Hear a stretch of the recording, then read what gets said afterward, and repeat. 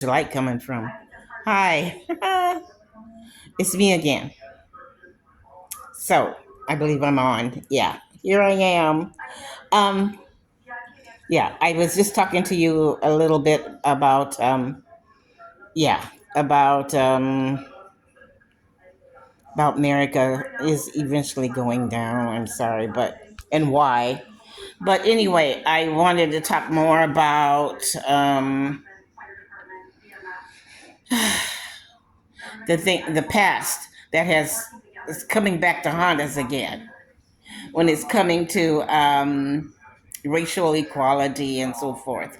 Oh yeah, I was talking about all the immigrants that sought to come to America throughout the ages, throughout the times.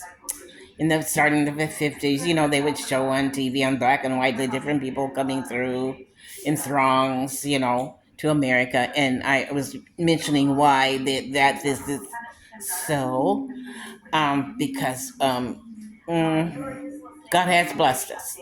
That's how they say, God bless America. Continue to God bless America. Because God has blessed us. In spite of our evil slavery that lasted more than 300 years, I forgive my enemies. I forgive them for that. God, but we can see where God has stepped in and gave us our place in history and in life, and how he rescued us. We're thankful for that. The battle is not over, and it will never be over. Now, I'm talking about some other immigrants that came to this country, which I find really interesting too. Not everybody was welcomed. Now, like I said, we did welcome, generally speaking. America did welcome in the past these different people, different cultures and countries who are fleeing for whatever reason. There are a myriad of reasons why they want to come here for a better life and to raise their families, for education and so forth, safety, and just survival.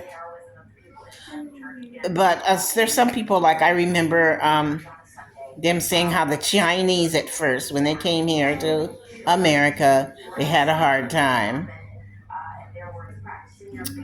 And then you could see this sign they were holding up, "Go back to China," you know.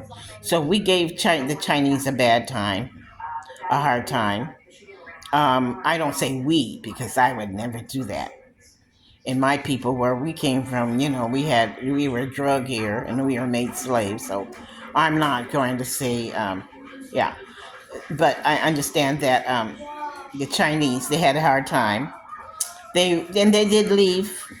It was so bad they had to leave, but they didn't give up. They came back again, and this time they were more successful. But no, they had their share of prejudice.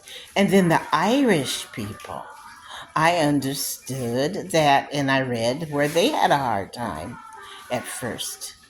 They spoke different, they were different, and then they had to work hard. They had to work in the laundries and dry cleaning business, and they had to scuffle. It wasn't easy for the Irish people either. And the list could probably go on, but you know, uh, they all had their times and their troubles, their challenges of American life. Um, and I find that like really interesting. I wanted to tell a story and this is another from my reading that I've been doing. I like to read, and I like to go to the library, although I haven't done it lately. But I do. I learn a lot of my stuff from sometimes these books, and this information just like jumps out at me. Well, anyway, I was reading about what was I reading about the abolitionists, and I was in Harriet Tubman, of course, hence Frederick Douglass. Okay, now this is on Frederick Douglass, which I really cherish this information. The Irish people loved him and took him in. he was invited to Ireland, Dublin, Ireland. Now, Frederick Douglass is known for his fiery speeches. He could speak very well and and, and you could be spellbound. And of course, the things that he's talking about, his horrible struggle as a slave and how he became free from slavery and so forth. It's a story in itself to hear. But he was a fiery speaker, like many of our black speakers, our black people, are great speakers, public speakers. Then it's coming from the heart and something that you actually experienced makes it even that more enduring. And so it must have been Mr. McDonald. This was his name, Donald McDonald, or Donald's. He was Irish, and he happened to be there for whatever reason, and he heard the speech, and he was inspired by Frederick Douglass's oratory and speech and testimony of his life is what it is. And so he was so inspired. He was McDonald's was a lawyer, Irish lawyer.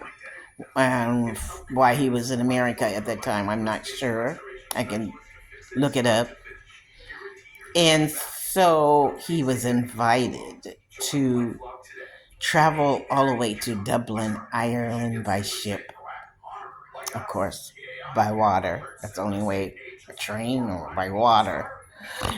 Um, and it took months to get there, but money was provided to Frederick Douglass by McDonald's and his people. Um, and also, there's great sympathy for our struggle for unity and integration. Uh, struggle against the slavery that we had been through. They sympathized that very much, very well, and they could relate to it because they had the same type of stuff going on between Protestants and Catholic, and still is today.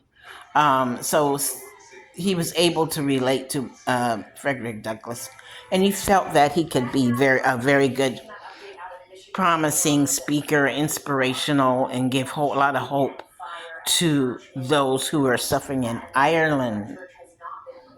Now, they didn't have slavery in Ireland, but they did have prejudices against the Catholic and the Catholic and the Protestants. But Frederick Douglass thought that he would do this. He would travel there. Um, but the Irish people were very receptive to him.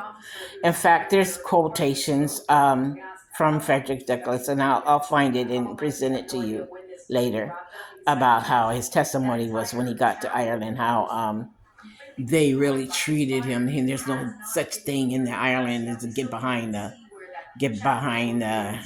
the end of the line, Negro.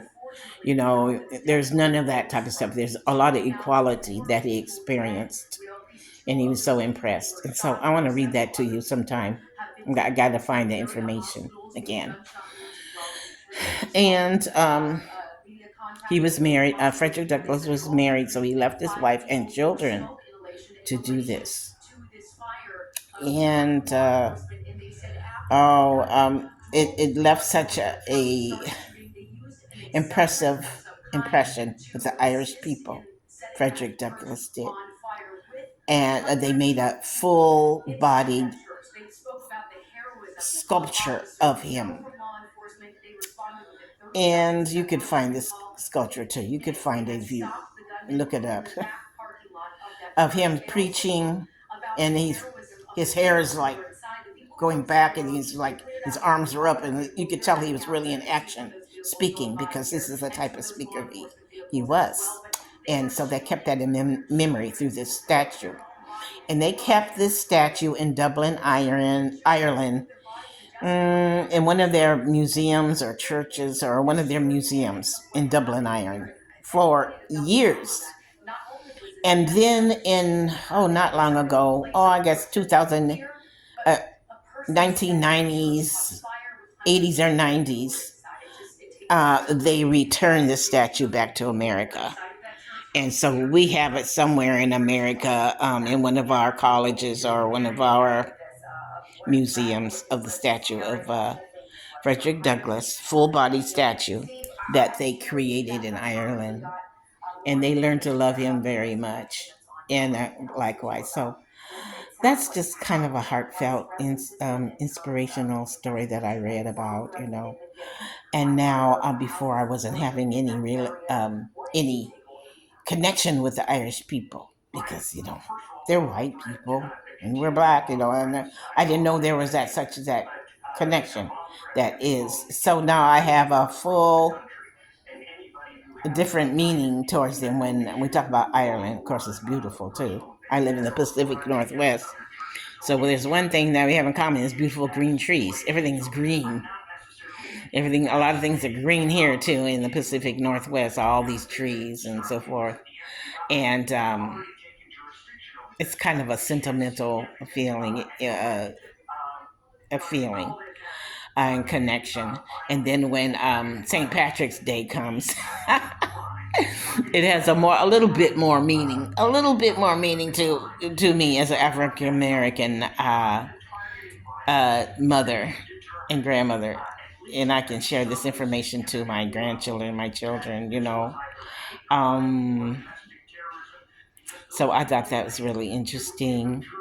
And soon after, oh, in fact, one of his little children died. Frederick Douglass's little child died while he was in Ireland. Couldn't get back in time. Yeah, he lost a little child, and then he got back home. And then McDonald soon died after that. McDonald was older than Frederick Douglass. He's more like a grandfather, I guess, type. He was kind of up in age, I think. But my whole interest is in the people who fought against the abolitionism, and the people who took part in it, like the Quakers themselves, and they played a really huge role, big role. Then later, I found out they too were slaveholders. At one time, they were slaveholders. I thought, oh, the Quakers, they had such a profound reputation of fighting against slavery, and rightfully so. But I learned that they did. And I read another book, information about them from the library, that they once had slaves, yeah, and they held on to these slaves for centuries, for a long time. But out of each generation, there was someone in their clan and within in their country that spoke vehemently against slavery, that this is not something that God is pleased with or commands. And it wasn't something easy for them to let go because they made money off of the slaves. And this is how some of them became wealthy out of slavery. But eventually they let it go. And they all let it go because God convicted their hearts that this wasn't pleasing. So they let it go. So the Quakers have a special fondness in my heart for them. The Underground Railroad is said to, we really don't know exactly how it got started, but I believe it goes back to the Quakers.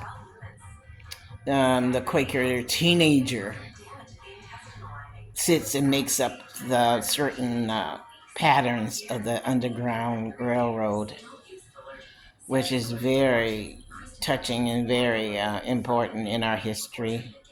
And Harriet Tubman, she had very close ties with the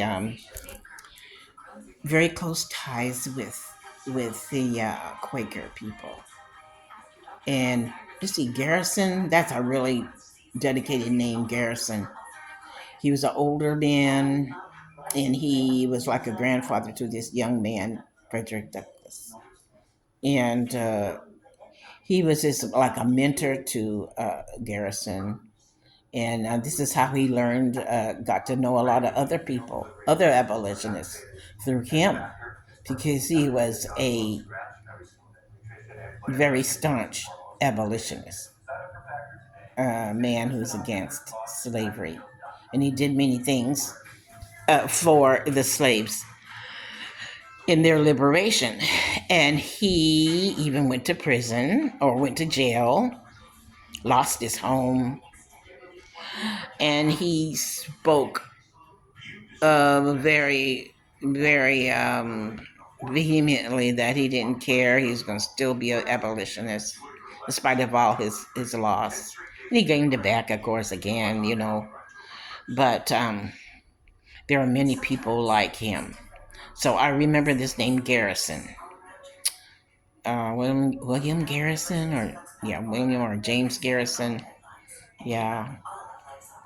And there's many other names of these people who opened their homes and their cellars or in attics where they lived, and they took on slaves. And that's one of my most profound reading and background and historical readings that I can even that touch my heart, because of course we had the black abolitionists too, but then I'm really amazed at all the things that some of the white abolitionists did.